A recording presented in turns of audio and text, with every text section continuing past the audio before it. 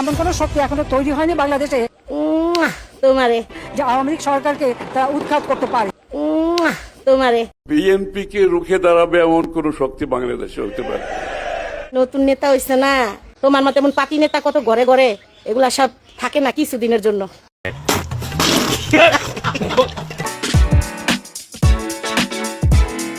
মাননীয় স্পিকার, বিএনপির জনবান্ধব বাজেটের দিকে লক্ষ্য। ধন্যবাদ মাননীয় সদস্য। আচ্ছা, আর 2 মিনিটে শেষ করেন, বাকি কথা টক শোতে বলবেন।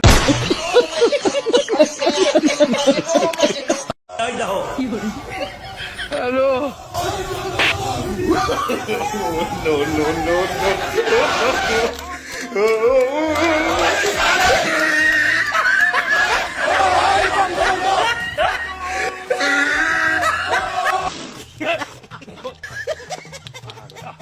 চুলকানি কিন্তু একটা মজার রোগ।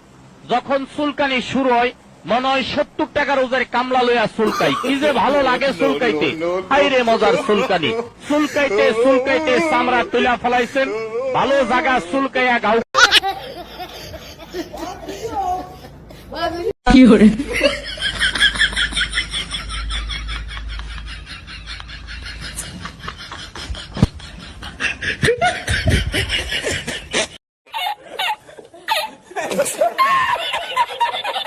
এমপি হানজালা নাকি আর একটা হারামজাদা?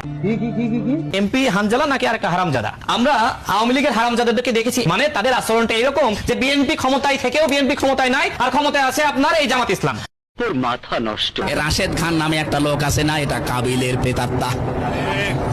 কাবিলের সাথে ওর জীবনের মিল আছে। সে যাই করুক না কেন, একটা গোষ্ঠীর ওপরে দোষটা চাপিয়ে নিজেকে ভালো সাজায়। এমপি হানজালা নাকি আর একটা হারামজাদা? এই হানজালার বংশের যে মূল্য, এই বা হানজালার পরিবারের তো মেথর হওয়ার যোগ্যতা এই রাশেদের নাই, বলেন কি? কাজের লোক হওয়ার যোগ্যতা এই রাশেদের নাই। আজকের এই হানজালা বাংলাদেশের যদি কয়েকটা টপ বংশীয় ঐতিহ্যগত পরিবার থাকে, তার মধ্যে অন্যতম হচ্ছে এই হানজালার পরিবার। এই হানজালার বংশের যে মূল্য, এই বা হানজালার পরিবারের তো মেথর হওয়ার যোগ্যতা এই রাশেদের নাই, কাজের লোক হওয়ার যোগ্যতা এই রাশেদের নাই। আমি চ্যালেঞ্জ ছুড়ে দিয়ে বললাম, হানজালার বংশে হানজালার বাড়িতে একজন কাজের লোক যে পরিমাণ জ্ঞান বুদ্ধি রাখে, কিংবা তাকে যে সম্মানের সাথে সেখানে মানুষ অভিহিত করে, এই রাশেদের সেই সম্মানটা নাই। ওকে তো ওখানে ইন্টারভিউতে দিতে গেলে ওই হানজালার বাড়ির চাকর হিসাবেও কেউ রাখবে না। শেখ হাসিনা কালকে আসবে বা আওয়ামী লীগের প্রতিষ্ঠা বার্ষিকী হবে, আমি আজকেও আপনাদেরকে বলি যে হিজড়ার যেমন বাচ্চা হওয়ার সম্ভাবনা নাই, এই শেখ হাসিনা আওয়ামী লীগের প্রতিষ্ঠা বার্ষিকী 23 তারিখ করার জন্য বা করারও কোনো সম্ভাবনা নাই।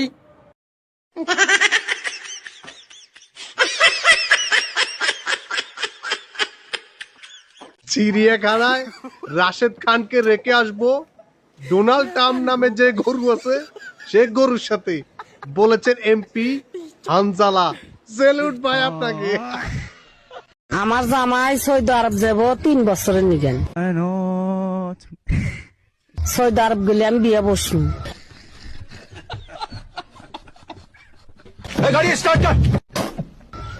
আমার যাই বিয়ে হইব, তাকে আমি 2 লাখ টাকা দিব। আমার একটা সপ্তাহ আছে, আমার জামাই সৌদি আরব থেকে আসলে পরে আমি আমার জামাইয়ের কাছে চলে যাব। আরে মুঝে চক্কর আনে লাগা।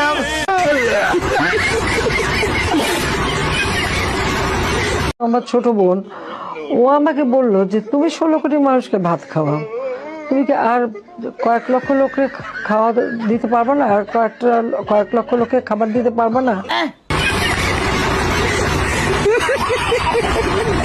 আমি এই জন্য বারবার এই ধরনের কথা বলে যাচ্ছি যে আমি জানি বাংলাদেশ আওয়ামী লীগ ক্ষমতায় আসবে আসবে আসবে, কিন্তু আসলে কি হবে সেটি ভাবা জরুরি।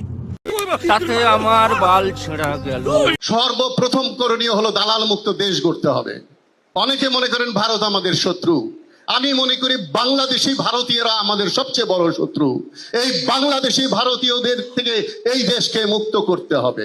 এখন দালাল এই বাংলাদেশের মতো এত সহজে সস্তায় বিনা পয়সায় দালাল কোনো দেশে পাওয়া যায়নি। আমি চেষ্টা করে দেখেছি নেপাল এবং অন্যান্য দেশে, নেপাল পারে, শ্রীলঙ্কা পারে, আমরা কেন পারি না সেটাও খুঁজে দেখতে হবে। এই যে আইনকে যারা তোয়াক্কা করছে না তাদেরকে কি আইন দিয়ে সরানো যাবে? সংস্কারবিহীন নির্বাচন, স্বৈরতন্ত্রের পুনর্বাসন। এইখানে যাতে শক্তভাবে এই সন্ত্রাস বন্ধ না করা হয়, যেহেতু আওয়ামী লীগের সময় কিন্তু এই সন্ত্রাসটা ছিল না, এখন মানুষ বলছে যে বিএনপি এসে সন্ত্রাস শুরু হয়েছে, যে কোনো মূল্যে আমি স্বরাষ্ট্রমন্ত্রীকে অনুরোধ করব সে বিএনপির যে নেতাই প্রশ্রয় দিক, এই বালুমহল বন্ধ। ধন্যবাদ। এইটা কি কোনো কথা? কি বলবো, যাই হোক, 11 দলের ব্যানারে সমাবেশ করছে, গণতন্ত্র বিকশিত হচ্ছে, তারা তাদের কথা বলবে, দেয়ার এট লিবার্টি, আমরাও আমাদের কথা মাঠে বলবো। মানে স্বরাষ্ট্রমন্ত্রী হিসেবে আপনি কালকে আওয়ামী লীগের যেহেতু প্রতিষ্ঠাবার্ষিকী, আপনি কোনো বার্তা দিবেন কিনা সাধারণ মানুষের উদ্দেশ্যে? আওয়ামী লীগ নামে কোনো সংগঠন তো নাই, নিষিদ্ধ কার্যক্রম নিষিদ্ধ। হ্যাঁ, রাজাকার দুই প্রকার, এক প্রকার রাজাকার হিন্দুস্তানি দালাল, এক প্রকার রাজাকার পাকিস্তানি দালাল। পাকিস্তানি রাজাকারেরা 1971 সনে ওরা চায় নাই একটা মুসলিম রাষ্ট্র ভেঙ্গে দুইটা রাষ্ট্র হোক।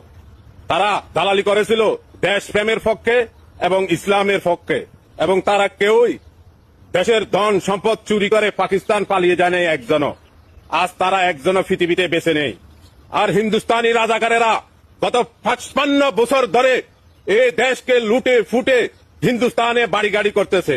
সবার আগে গোপালগঞ্জ মাননীয় স্পিকার, এখন কি আমরা বলবো সবার আগে বগুড়া মাননীয় স্পিকার? নিন্দুকেরা বলে যে নতুন একটা উপজেলার আবির্ভাব ঘটেছে, এটাকে নবাবী উপজেলা বলা হচ্ছে। মাননীয় স্পিকার, আমি বগুড়ার শিবগঞ্জ উপজেলার কথা বলতেছি, যেখানে অন্য অন্য এলাকায় বাজেট পায় না, সেখানে এক উপজেলায় কি এক ক্যারিসমাটিক মিরাকল, সেখানে ৭৬ কোটি টাকা চলে যায়। মাননীয় স্পিকার, আগে আমরা শুনতাম, আবার নিন্দুকেরা বলে যে এক সময় নাকি সবার আগে গোপালগঞ্জ। মাননীয় স্পিকার, এখন কি আমরা বলবো সবার আগে বগুড়া? মাননীয় স্পিকার, আমরা এই বাংলাদেশ চাই না। মাননীয় স্পিকার, সবার আগে যদি বাংলাদেশ হয়, প্রতিটা প্রান্তের মানুষের জন্য সমান ধরনের বাজেট বরাদ্দ থাকতে। মাননীয় স্পিকার, শেখ হাসিনা পালিয়ে গেছে, শেখ হাসিনা নাই, শেখ হাসিনা চলে গেছে, শেখ হাসিনা পালায় না। যারা এক সময় দম্ভ করে বলতেন হাসিনা পালায় না, হাসিনা পালাতে জানে না, আপনি পালিয়েছেন, আপনি অপমানজনক ভাবে পালিয়েছেন। এমনকি বড় আশা করেছিলেন দুপুরের ভাত খাবেন, আল্লাহ সেইটা এই রিজেক আপনার জন্য রাখেননি, সেই রিজেক আপনি মুখে তুলতে পারেননি।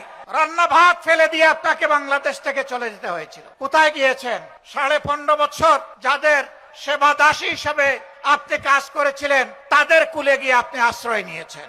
জুলাই সনদের প্রত্যেকটি অক্ষর, প্রত্যেকটি শব্দ, প্রত্যেকটি লাইন ইনশাল্লাহ আমরা বাস্তবায়ন করব। আমি অনেক কথা শুনেছি জুলাই সনদ নিয়ে এবং জুলাই বিপ্লব নিয়ে, কিন্তু আমি এই কথাগুলির আন্তরিকতা আমি সন্দেহ করি। আপনারা খেয়াল করেন, এতদিনে বিপ্লবের পর এতদিনে একটা মানুষকে শাস্তি দেওয়া হয়েছে, একটাকে করা হয়েছে। আওয়ামী লীগের মন্ত্রীগুলি আমাদের জেলে বসে আছে, তাদেরকে নিউরেমবার্গ স্টাইল ওয়ার ক্রাইমসে একটা আন্দোলন করতে হবে আমাদেরকে, তাকে ওখানে আদালতে নিতে হবে এদেরকে। তাদের কাউকে শাস্তি দিব না আমরা, তাহলে এটা কি ধরনের শ্রদ্ধা দেখাচ্ছি আমাদের জুলাই শহীদদের জন্য?